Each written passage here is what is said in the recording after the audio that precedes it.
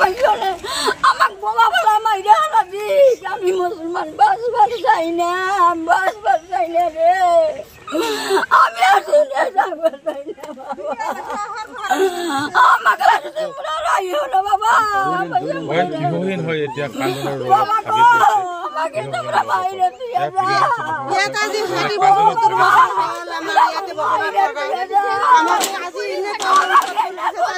পানি পড়ে আছে চারিওফালে পানি আমি কোন ফালে যাম আমার কোনো মানে আস্থা নাই সরকারি এনে কোয়া করে আমার ভাঙি দিতে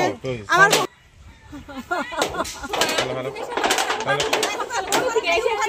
গমে থেকে উঠ পারতা নাই উপরে চাল ভাঙি দিছে সিলটো পৰিয়ালসকলৰ মাজত এতিয়া কান্দোনৰ ৰল তেওঁলোকৰ যেতিয়া পানী পেলাইছে